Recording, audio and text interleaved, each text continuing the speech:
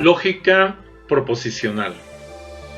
Hablemos ahora de los aspectos de la lógica que debemos estructurar mediante un pensamiento completo, complejo, y que nos lleva precisamente a separar lo que es el pensamiento natural o integrar con respecto al pensamiento natural ideas cognitivas complejas.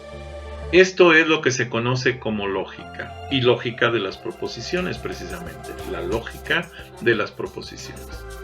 La comparación, la relación y la clasificación. Hablemos algunas acciones del pensamiento lógico aprendido que nos permiten comparar, relacionar y clasificar y que nos llevan a las proposiciones lógicas como herramientas cognitivas complejas que nos permiten el desarrollo del pensamiento lógico. La comparación. La comparación es examinar una o más cosas para establecer sus relaciones, diferencias o semejanzas con muchas otras. Una comparación es una herramienta útil en el esfuerzo de la lengua, por ejemplo. Obliga desde un plano psicológico a perfilar la información que cree necesaria añadir al tema, desechando lo superfluo. Averigua lo común entre los elementos comparados al tiempo que les hace indagar en lo nuevo que se quiere transmitir. La comparación. La comparación es una composición consistente en establecer una relación de semejanza entre dos partes. Para ello, intentamos descubrir sus relaciones o estimar sus diferencias o semejanzas con la idea de dar una idea viva y eficaz de una de ellas. Por ejemplo, desde el punto de vista retórico, la comparación es la suma de dos encomios o de un encomio y un vituperio para hacer prevalecer a uno sobre el otro.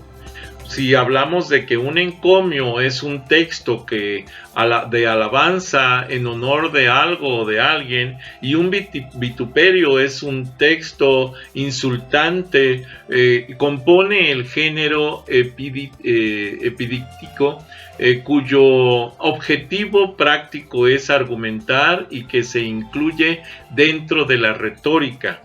Entonces el encomio y el vituperio son parte de la retórica que podemos utilizar para ensalzar o para ofender a una persona, y también para usarlo como argumento para estimar o desestimar un concepto. El epidíctico es un género demostrativo, es el de los discursos que se ocupa de hechos pasados y se dirigen a un público que no tiene capacidad para influir sobre estos, sino solo de asentir o disentir sobre la manera o la convicción, arte y elegancia que tiene el orador de presentar los encomios o los vituperios. Con respecto a la relación, ¿qué es la relación? Es la correspondencia o conexión que hay entre dos cosas. Una relación de los conjuntos es un subconjunto del producto cartesiano, por ejemplo. En las relaciones se diferencian los tipos según el número de conjuntos en el producto cartesiano, que es el número de términos en la relación. Relación unaria, un solo conjunto. Ejemplo, los números reales, ¿sí? Que contienen a A por 1, por ejemplo. R de A es una relación en función de A. Relación binaria, cuando tenemos con dos conjuntos, por ejemplo, R que contiene a producto cruz de A1, producto cruz de A2.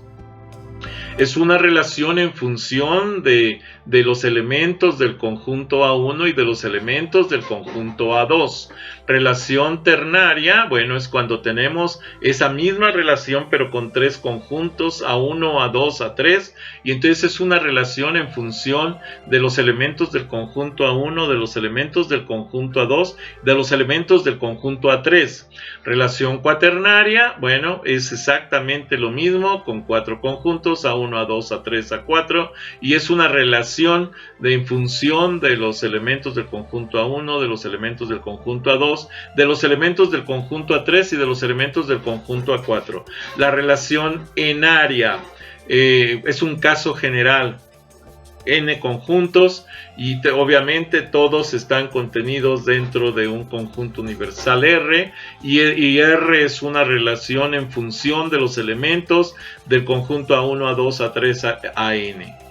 El concepto de relación implica la idea de enumeración de algunos de los elementos de los conjuntos que forman las tuplas, tripletas, cuatripletas o n-pletas. La clasificación.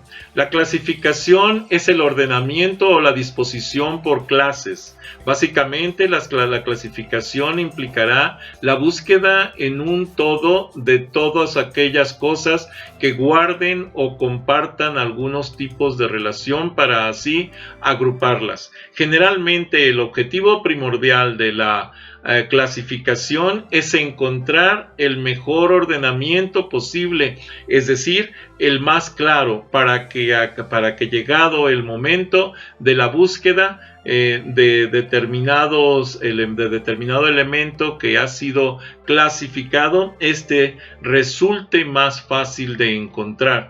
Ese es primordialmente el fin de toda clasificación.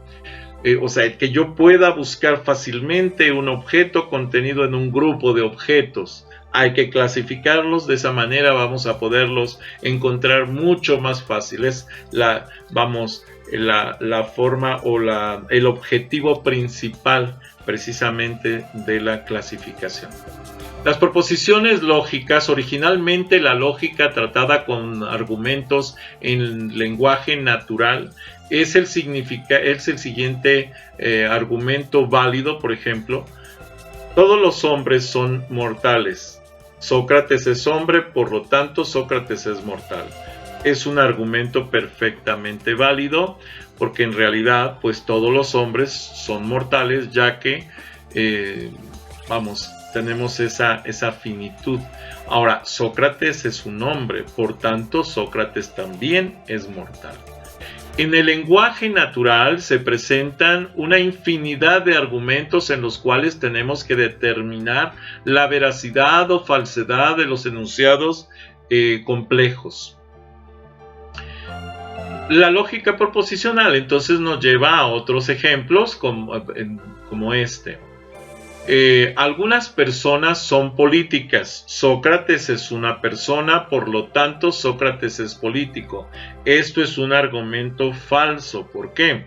El problema aquí es que el pronombre algunos en algunas personas, ya que se refiere a un género y a un número, pero no a todas las personas. Por lo tanto, la aseveración Sócrates es político puede no ser un argumento válido.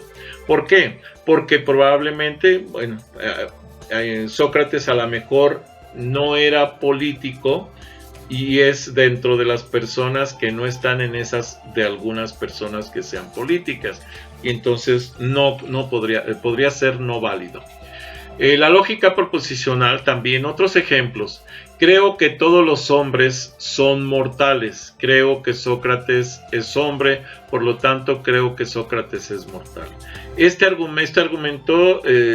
argumentos son válidos. La respuesta es no. ¿Por qué? El pronombre proposicional creo es una creencia, implica una forma de pensar y no una aseveración, no una seguridad, y por tanto, si no estamos seguros de que todos los hombres son mortales y no estamos seguros de que Sócrates sea hombre, entonces por tanto no podemos estar seguros de que Sócrates es mortal. La lógica proposicional. También se puede presentar cuestionamientos interesantes como los siguientes. Sea A igual a 1, 2, 3. Este es un conjunto con 3 elementos. Este símbolo significa pertenece. Este símbolo significa está contenido. Este símbolo significa está contenido y es idéntico. Y así tenemos A igual a 1, 2, 3. Quiere decir que el conjunto A tiene estos 3 elementos. A entonces pertenece a A. Obviamente sí pertenece a A, puesto que es el mismo conjunto. A está contenido en A y es idéntico de A. Aquí A está contenido y es idéntico de A. Y A está contenido en A. En ambos casos es correcto porque en realidad A se contiene a sí mismo. Sea X igual a dos conjuntos, el primero con los números 1, 2, 3 y el segundo con los números 4 y 5. X está contenido, X pertenece a X, claro que sí, X pertenece a X. A pertenece a X, ¿sí? A está contenido en X, y sí, A pertenece, porque es 1, 2, 3, y pertenece a X precisamente. ¿Por qué se necesita la lógica? Con la lógica se busca formalizar la representación de diferentes argumentos, no importando el origen de los mismos. La forma de la idea, de la expresión del ser humano, retoma dos aspectos fundamentales para la comunicación. El primero, que es la sintaxis precisa, que es la forma de escritura correcta, y el segundo, que es la semántica bien definida, que es el significado de las expresiones correcto. Se busca aplicar a las matemáticas la definición de los objetos matemáticos, definición de las teorías matemáticas, técnicas de demostración. Aplicarlo para formalizar diversos aspectos del área de la computación. Por ejemplo, las aplicaciones de la lógica en la computación. Lenguajes de programación. Cómo se estructura la lógica de un programa. Esa es la manera en la que están estructurados los lenguajes de programación. Explica la forma en que se estructura la lógica de un programa. Las bases de datos, lenguajes de consulta. Las bases de datos, la forma en que se organiza la información en los archivos con estructuras definidas, ¿sí? Indexadas y que pueden ser consultados a través de un lenguaje de consulta.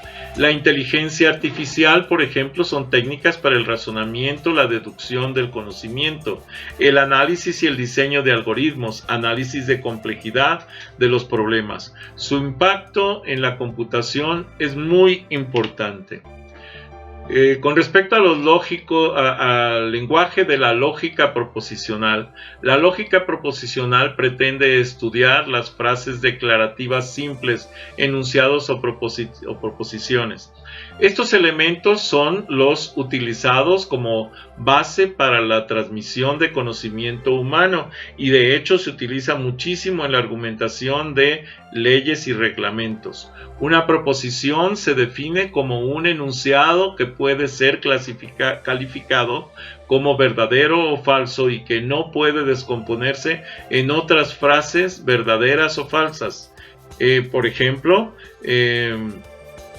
vamos ahora a unos ejercicios y a las formas en las que se estructura. El lenguaje de la lógica proposicional para la relación de las proposiciones se utilizan diferentes conectivos o diferentes símbolos. Así tenemos, por ejemplo, un símbolo básico de la negación. El significado de este símbolo, como guión con patita, es no P, es falso P, no es cierto P. La conjunción, que es la intersección de dos elementos, conjuntos o propuestas, o proposiciones. P intersección Q, P y Q, P pero Q, P sin embargo Q, P no obstante Q, P a pesar de Q. Son todas las formas o son varias de las formas que tienen esa conjunción. La disyunción, que es la unión de dos proposiciones, por ejemplo, o P o Q o ambos, al menos P o al menos Q. También tenemos la condicional, que corresponde a P implica Q, es si P entonces Q, P solo si Q, P si Q, P cuando Q, P es necesario para Q, para P es necesario Q, P es suficiente para Q es suficiente P, no P a menos que Q. Y la bicondicional, el sí y solo sí, la identidad entre dos proposiciones. P es necesario y suficiente para Q. P sí y solo si Q. El alfabeto de la lógica proposicional, las siguientes tablas describen todo el alfabeto utilizado en la lógica proposicional. Por ejemplo, las constantes, verdadero y falso, variables o letras proposicionales, PQR, símbolos de conectivas, negación, unión, intersección, implicación y la doble implicación. El signo de puntuación como paréntesis y demás. Sintaxis de la lógica proposicional. Las constantes V, verdadero, y F, falso, pertenecen a la lógica proposicional. Las letras de proposición PQR pertenecen a la lógica proposicional. Si A y B pertenecen a la lógica proposicional, entonces podemos decir no A, no B, A intersección B, A unión B. A pertenece a B, A sí, solo si B, y pertenecen todas estas estructuras a la lógica proposicional.